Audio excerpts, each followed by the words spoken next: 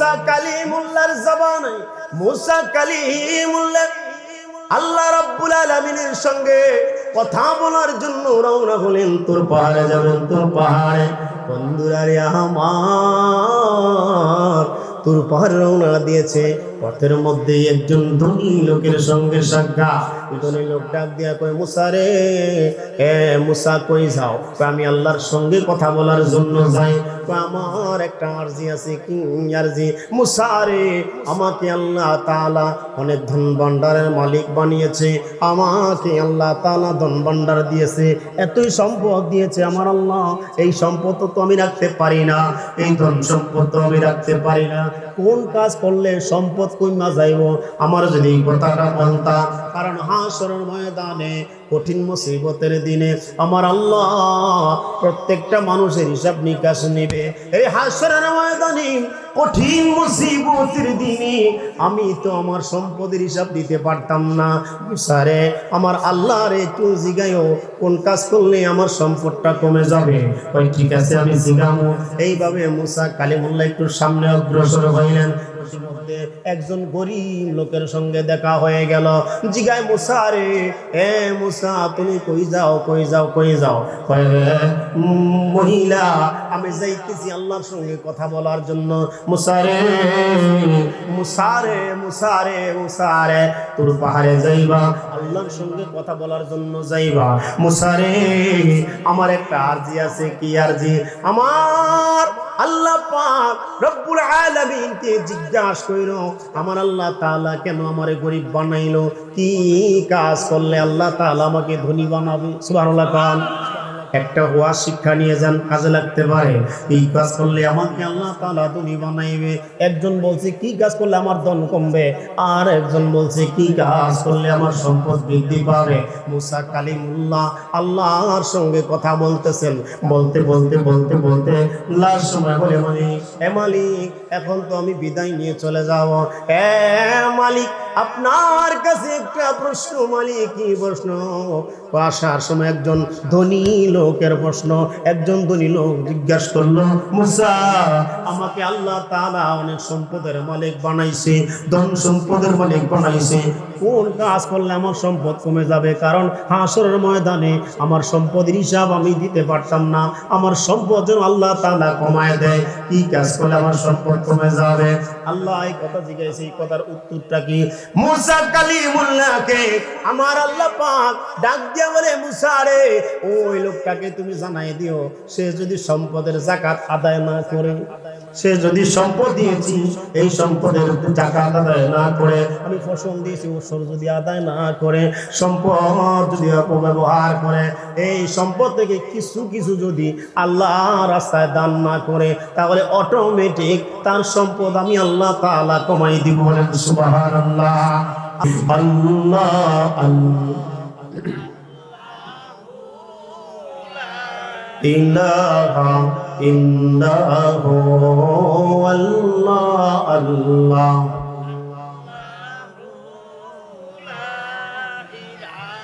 লা ইলাহা ইল্লাল্লাহু মুহাম্মাদুর রাসূলুল্লাহ সাল্লাল্লাহু আলাইহি ওয়াসাল্লাম। দুনিয়ার মাঝে দেখা যায়, কবিতার দিকে তাকাইলে কবি চিনা যাবে যে কোন কবির লেখনী, লেখনীর দিকে তাকাইলে লেখক চিনা যায়, কবিতার দিকে তাকাইলে কবি চিনা যায়।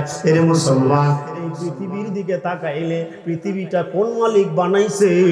কোন আল্লাহ তাআলা বানাইছে? কোন প্রভু বানাইছে? কে আমাকে বানাইলো? কে আমার খালেক? কে আমার মালিক? কে আমার রিজিক দাতা? কে আমার পালন কর্তা? সব অটোমেটিক তুমি পরিচয় পাওয়া যাইবা এই ধরনের দিকে তাকাইলে। বলেন সুবহানাল্লাহ। শুকরিয়া শুকরিয়া শুকরিয়া জানাই, তুমি কত বড় মহান, আল্লাহ দয়ার সীমা নাই। বলেন শুকরিয়া শুকরিয়া শুকরিয়া জানাই, তুমি কত বড় মহান, আল্লাহ দয়ার সীমা নাই।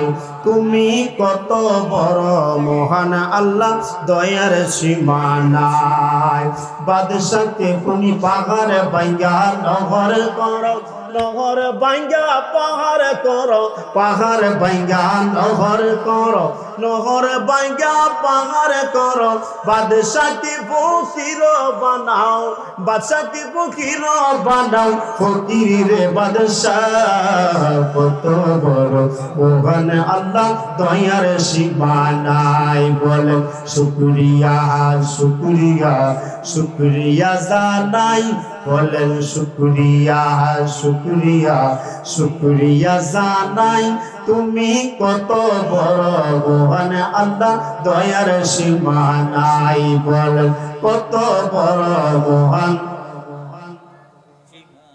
আল্লাহ পাক রব্বুল আলামিন বলে তাকাও পৃথিবীর জমিনের মধ্যে আমি আল্লাহ তাআলার সৃষ্টি জগতের দিকে তাকাইলে আমি মালিকের পরিচয় পাওয়া যাইবা কবির ভাষায় বলে ওই যে যেটা পড়ছিলাম আউযুর লিতিলকা শাজারা তাকাও একটা বৃক্ষের দিকে এটা কেমন করে সর্বপ্রথম একটা বিচি ছিল একটা বিচি ছিল একটা বিচি এই বিচি থেকে কোন আল্লাহ একটা গাছে পরিণত করলো এই গাছটা আমার বড় হইল এই গাছটা আবার বড় হইল বড় হইয়া শাখা প্রশাখা মেললো কোন আল্লাহ তাআলা এই গাছটারে বড় কইরা শাখা প্রশাখা মেলাইছে কোন মালিক এই গাছ থেকে আবার নতুন নতুন ফল ফলাদি সৃষ্টি করে এক একটা ফলের সাথে এক একটা ফলের মিল নাই এক একটা গাছের সাথে আরেকটা গাছের মিল নাই এক একটা ফলের গ্রান এক এক রকম দেখা যায় এক একটা ফলের এক একটা স্বাদ দেখা যায় বলেন ঠিক কিনা মুসলমান ইমানদারের এক একটা ফলের এক একটা কালার দেখা যায় করে কে আওয়াজ দিয়ে কোন করে কে ওই মালিকের গোলামি দরকার আছে না নাই ওই মালিকের দাসত্ব দরকার আছে না নাই বন্ধুরে বন্ধুরে বন্ধুরে আল্লাহ পাক রব্বুল আলামিন বলেন আল্লাযী খালাকাল মাউতা ওয়াল হায়াতা লিয়াবলুয়াকুম আইয়ুকুম আহসানু আমালা আওয়াজ দিয়ে বলুন সুবহানাল্লাহ আল্লাহ পাক রব্বুল আলামিন বলে বান্দা পৃথিবীর জমিনের মধ্যে আমি তোমাদেরকে পাঠাইয়া দিয়া আমি হায়াত এবং মওত এই জন্য সৃষ্টি করেছি বান্দা দুনিয়ার জমিনে দুনিয়াটা হলো একটা পরীক্ষার কেন্দ্র দুনিয়াটা হলো একটা পরীক্ষার কেন্দ্র এই পরীক্ষায় কে পাস করবা আর কে ফেল করবা এটা যাচাই বাছাই করার জন্য আমি আল্লাহ পাক তোমাকে পৃথিবীর জমিনের মধ্যে পাঠিয়ে দিয়েছি বলেন সুবহানাল্লাহ ওই মালিকের গোলামি দরকার আছে না নাই আল্লাহ পাক আমাকে বাঁচায় রাখছেন মুসলমান ইমানদারেরা চোখ একটা নিয়ামত হাত একটা নিয়ামত পা একটা নিয়ামত কান একটা নিয়ামত শরীরের অঙ্গ প্রত্যঙ্গ এক একটা নিয়ামত আল্লাহ তাআলা বলে এই নিয়ামত তোমাকে আমি দিয়েছি শুধু তুমি আমাকে সকাল সন্ধ্যা 5 বার আমি আল্লাহকে সিজদা দিবা কথা কোন ঠিক কিনা সকাল সন্ধ্যা আমি আল্লাহ তাআলাকে সিজদা দিলে আমি আল্লাহ খুশি তুমি চাইবা চাইতে দেরি হবে আমি আল্লাহ তোমাকে দিতে দেরি করতাম না বলেন সুবহানাল্লাহ এই সুন্দর ফুল সুন্দর ফল মিঠা নদীর পানি খোদা তোমার মেহেরবানি খোদা তোমার মেহেরবানি এই সুন্দর ফল মিঠা নদীর পানি খোদা তোমার মেহেরবানি খোদা তোমার মেহেরবানি তুমি কতই দিলে রতন ভাই বিরাদার পুত্র স্বজন তুমি কতই দিলে রতন ভাই বিরাদার পুত্র স্বজন খোদা পেলে অন্ন জোগাও খোদা পেলে অন্ন জোগাও মানি চাই না মানি খোদা তোমার মেহেরবানি, খোদা তোমার মেহেরবানি। এই সুন্দর ফুল সুন্দর ফল মিঠা নদীর পানি, খোদা তোমার মেহেরবানি, খোদা তোমার, খোদা তোমার হুকুম তর করি আমি প্রতি পাই, তবু আলো দিয়ে বাতাস দিয়ে বাঁচাও এ বান্দার, খোদা তোমার হুকুম তর করি আমি প্রতি পাই, তবু আলো দিয়ে বাতাস দিয়ে বাঁচাও এ বান্দার। শ্রেষ্ঠ নবী দিলে মুরি করিয়ে নিতে রোজ হাসরে, শ্রেষ্ঠ নবী দিলে মুরি করিয়ে নিতে রোজ হাসরে। আমি পথ না ভুলি তাই তো দিলে, আমি পথ না ভুলি তাই তো দিলে পাক কোরআনের বাণী, খোদা তোমার মেহেরবানি, খোদা তোমার মেহের। এই সুন্দর ফুল সুন্দর ফল মিঠা নদীর পানি, খোদা তোমার মেহেরবানি, খোদা তোমার মেহেরবানি। বন্ধুরা রে আমার, বাবারা আমার, আল্লাহ পাক রব্বুল আলামিন আমাদেরকে যে নিয়ামত দিয়েছে এই নিয়ামতের শুকরিয়া আদায় করার দরকার আছে না নাই? যে যেই কন্ডিশনে থাকেন, ভালো থাকেন আর মন্দ থাকেন, কে থাকেন আর না কে থাকেন, সর্ব অবস্থায় আমার মালিকের শুকরিয়া দরকার আছে না নাই? মুসা কালিমুল্লাহর জবানে, মুসা কালিমুল্লাহ আল্লাহ রাব্বুল আলামিনের সঙ্গে কথা বলার জন্য রওনা হলেন। তোর পাহাড়ে যাবেন, তোর পাহাড়ে। বন্ধুরা রে আমার, তোর পাহাড়ে রওনা দিয়েছে। পথের মধ্যে একজন ধনী লোকের সঙ্গে সাক্ষাৎ। ধনী লোক ডাক দিয়া কয়, মুসা রে, মুসা কই যাও? আমি আল্লাহর সঙ্গে কথা বলার জন্য যাই। আমার একটা আরজি আছে। কি আরজি? মুসা রে, আমাকে আল্লাহ তাআলা অনেক ধন ভান্ডারের মালিক বানিয়েছে, আমাকে আল্লাহ তাআলা ধন ভান্ডার দিয়েছে, এতই সম্পদ দিয়েছে আমার আল্লাহ। এই সম্পদ তো আমি রাখতে পারি না, এই ধন সম্পদ তো আমি রাখতে পারি না। কোন কাজ করলে সম্পদ কইমা যাইব? আমার যদি এই কথাটা বলতা। কারণ হাসরের ময়দানে কঠিন মুসিবতের দিনে আমার আল্লাহ প্রত্যেকটা মানুষের হিসাব নিকাশ নেবে। এই হাসরের ময়দানে কঠিন মুসিবতের দিনে আমি তো আমার সম্পদের হিসাব দিতে পারতাম না। স্যারে, আমার আল্লাহরে একটু জিগাইও কোন কাজ করলে আমার সম্পদটা কমে যাবে। ওই ঠিক আছে, আমি জিগামো। এইভাবে মুসা কালিমুল্লাহ একটু সামনে অগ্রসর হইলেন। মধ্যে একজন গরিব লোকের সঙ্গে দেখা হয়ে গেল। জিগায়, মুসা রে, এ মুসা তুমি কই যাও, কই যাও, কই যাও? মহিলা, আমি যাইতেছি আল্লাহর সঙ্গে কথা বলার জন্য। মুসা রে, মুসা রে, মুসা রে, মুসা রে, তোর পাহাড়ে যাইবা, আল্লাহর সঙ্গে কথা বলার জন্য যাইবা। মুসা রে, আমার একটা আরজি আছে। কি আরজি?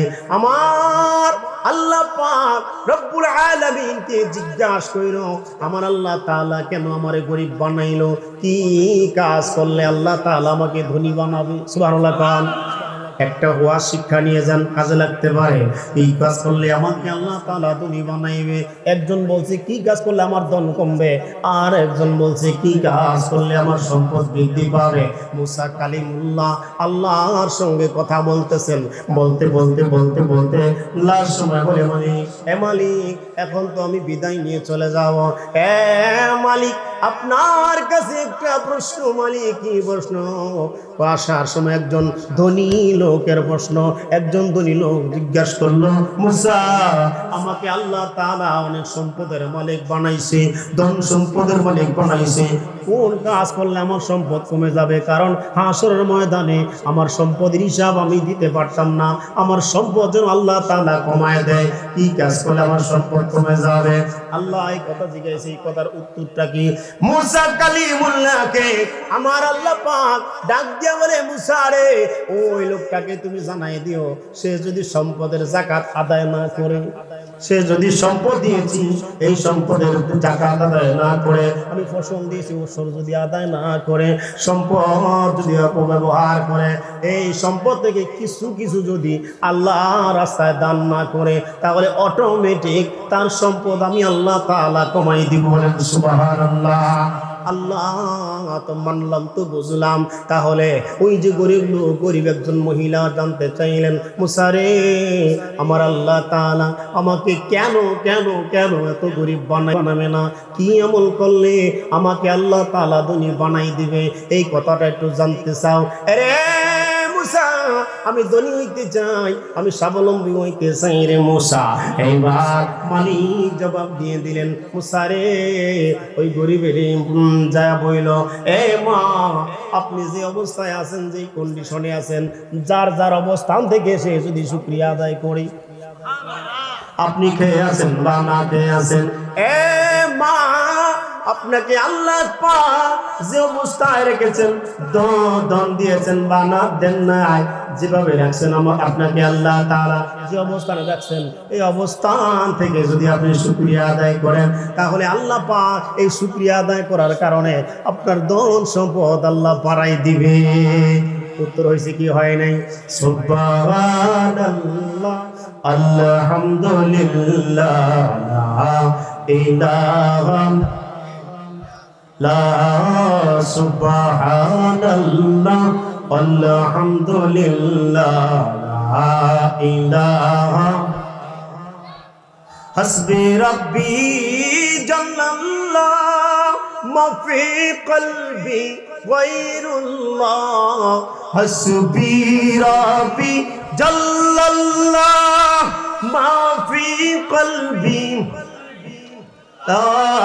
নূর মুহাম্মদ সাল্লাল্লাহু লা ইলাহা ইল্লাল্লাহ, নূর মুহাম্মদ সাল্লাল্লাহু লা ইলাহা ইল্লাল্লাহ, সুবহানাল্লাহ, ওয়ালহামদুলিল্লাহ, লা ইলাহা ইল্লাল্লাহ, সুবহানাল্লাহ,